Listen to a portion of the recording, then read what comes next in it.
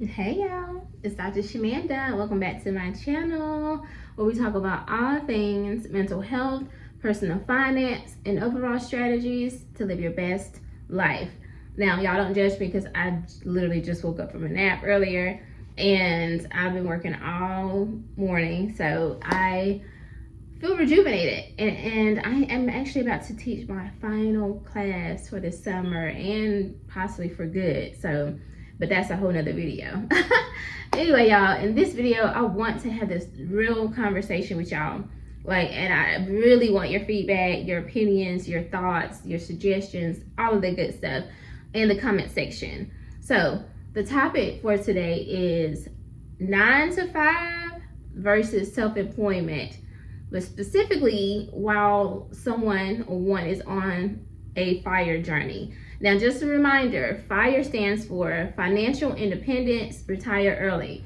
Essentially, it means that a person has, obtained enough money or built enough wealth where they can stop working or they can become work optional, and they can choose to retire early if they want to, based on the fact that they do have enough money to sustain themselves. Okay, so let's talk about it, because at the end of the day, ultimately, when we talk about financial freedom and time freedom, a lot of that has to do with work and how we work, how often we work, where do we work from. A lot of that is aligned and overlaps in many ways. So I want us to talk about that. As someone who has worked a 9 to 5 for many years, literally, I'm in my mid-30s, so I've worked a 9 to 5 and some variation of it for many years. I have also worked or had in my own business and been self-employed, right? And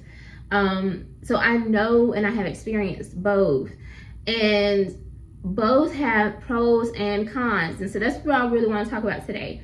But specifically, again, from the perspective of if you're on a FIRE journey, meaning you're super focused, maybe a little hyper focused on saving, investing, paying off debt, and reaching financial freedom so that you can be work optional. You don't have to work again, whether that's a 9 to 5 or self-employment or business. You don't have to work. You don't have to work because you don't need any extra money. You have enough money to sustain you for the rest of your life if you need it. So that's what I want us to talk about. So I'm going to jump right in. So let's think about this, right? I personally am invested in this topic because January of this year, 2025, I actually resigned my full-time position and I moved over into another role, but it was in management. And at that time, obviously, I could have left that job and went into self-employment, but instead I just went to another role because I wanted to try something different, because I truly enjoy management, leading an organization, leading a team, leading a department. But what I realized very quickly is that, and actually didn't come quick, it came within these last 5 months, closer to 5 months, which was not very recent, this week, literally, maybe last week. But anyway, what I realized is that, and this is not necessarily that I like leading teams and companies and all that, I am an entrepreneur at heart. That's what it is. And I keep coming back to that I am an entrepreneur. I'm someone who has or wants to obviously build out a business and lead the vision behind that business.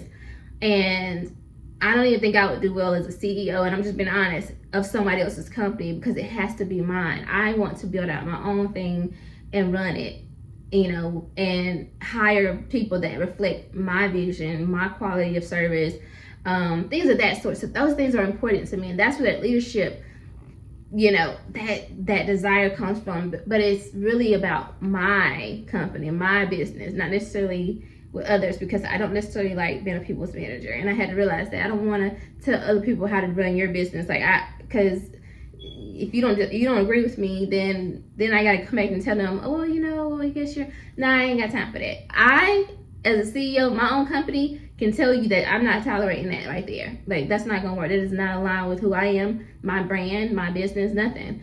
And I also will be able to pay you the way I think you should be paid and fairly compensated. But as a manager, you don't get to do that. You don't set the salaries and all that kind of stuff. So there's that.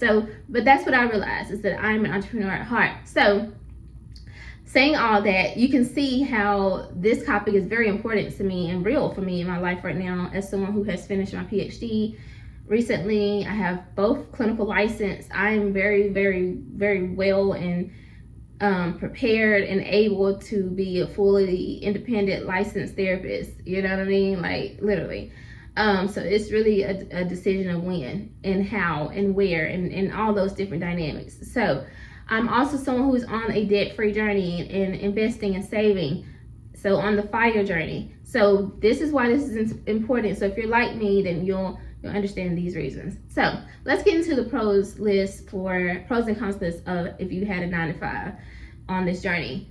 So the number one pro, and I know this so very well. The number one pro of working a 9-to-5 on the FIRE journey is having a stable income. There's nothing like having that regular bi-weekly, weekly paycheck or even monthly paycheck, because I was teaching for like part-time as well, and it came once a month.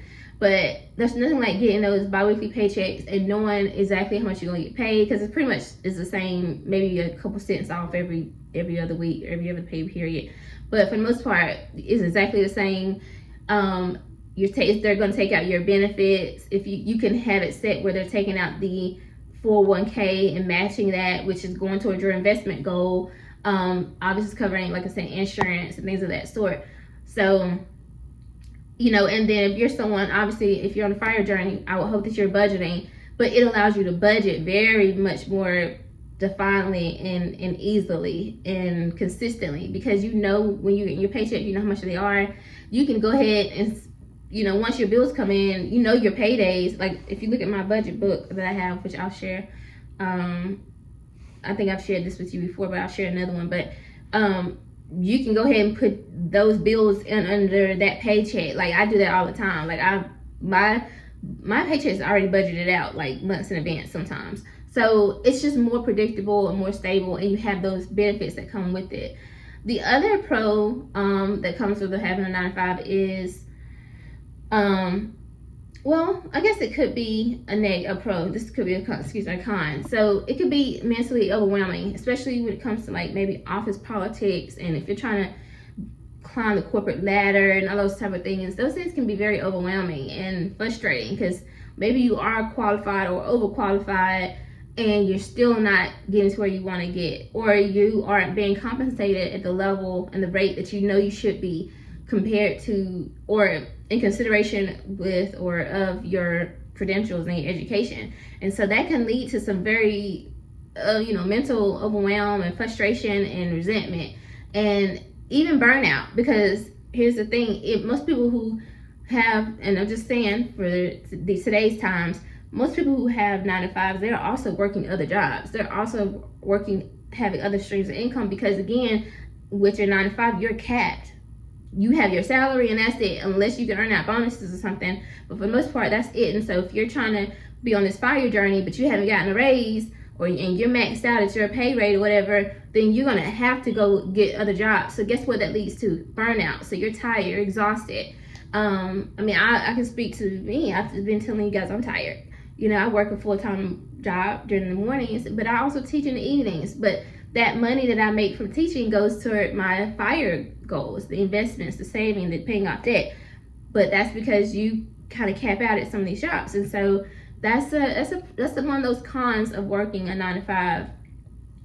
I would say another con though is that it can kind of limit your creativity and your time freedom. Again, some people are very good with managing and juggling that, but for me personally, I noticed that like when I'm super tired, I don't really have the energy to write and be creative, except if I'm doing it on the weekends. But the weekends, I find you're trying to like rest and rejuvenate from the week. And then, especially if you're doing multiple jobs, right?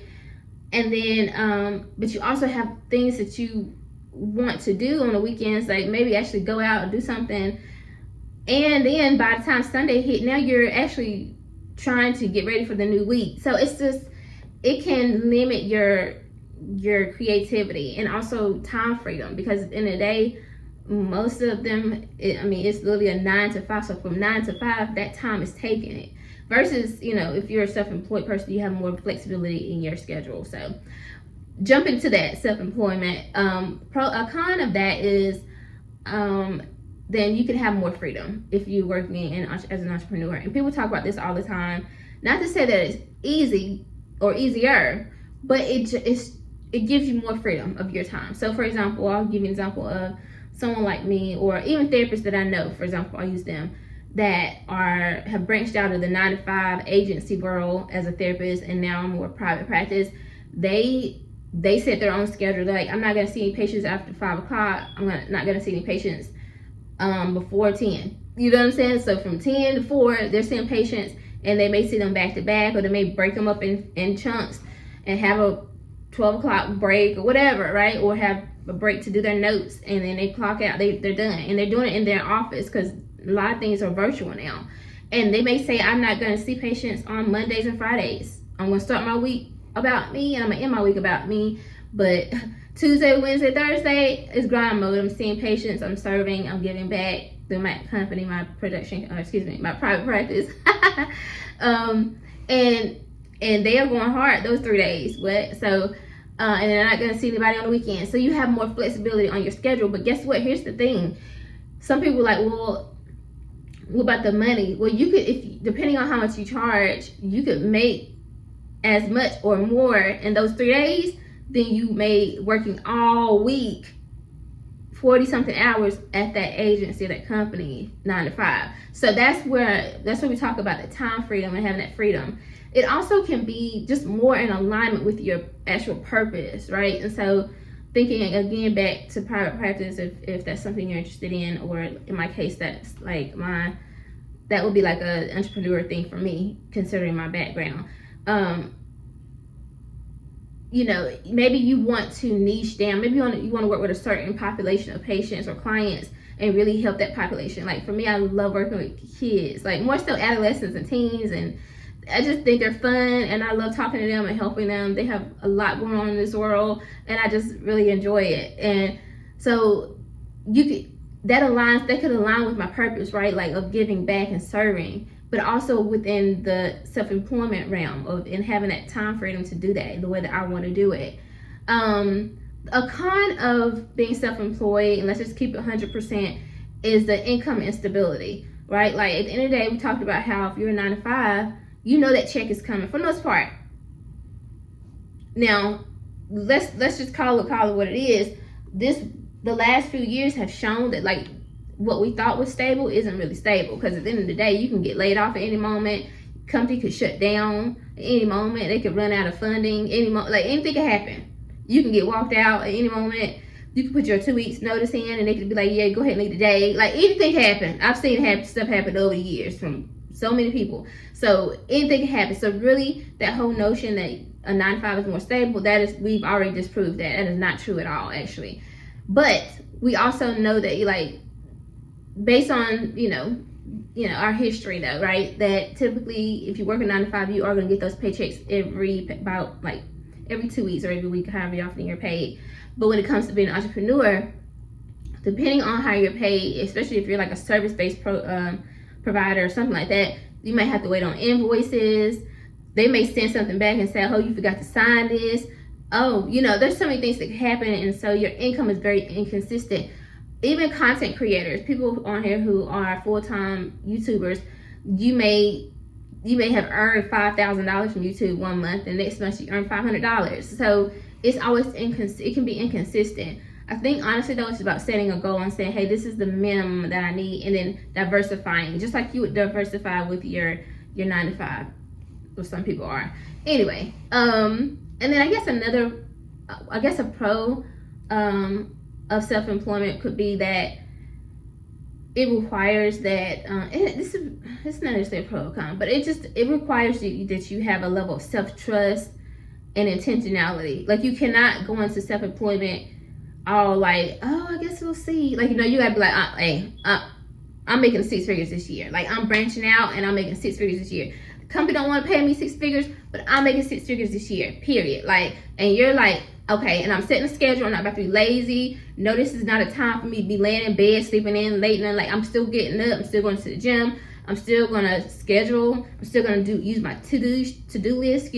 I'm still gonna budget. I'm still going to be mindful with my time. I'm still gonna go to bed on time. I'm still gonna like you're still gonna do all of the things, but you're actually even more intentional because you know that now everything is on you. It's on you and God, period, right? So there's no time to play. And I feel like if you're self-employed, you know, or I hope that you know you gotta go a little bit harder. It's not you just show up at work and you clock in and now you just chilling for the rest of the day. You bored. Maybe you don't have anybody. Maybe you have some no-shows for your clients, but you're on like a salary therapist or counselor or something, whatever you do for work, and you still gonna get paid that same amount either way. But here's the thing: if you're self-employed, you want to see as many patients, because what you would have made in one day at your 9 to 5, if you see all the patients, sometimes you might even see more. You've actually exceeded your goal for that day financially. So it's about a level of grind and intentionality that you may not have. Email come through. You may not have if you're a 9 to 5 and you're 9 to 5. So anyway, I hope that helps y'all. So at the end of the day, I'm sharing this because you already know, if you follow me, you know a little bit that I am going through my own pivot phase right now. I'm considering what do I need to do for me right now? Like at this phase of my life, my career, what do I want to do? And I'm curious, what do you guys think? Do you think it might be time for me to consider something like more self-employment, staying in the 9 to 5, continue to juggle both? What do you think? What are your thoughts? I'm curious to know. And I'm gonna need to know quickly.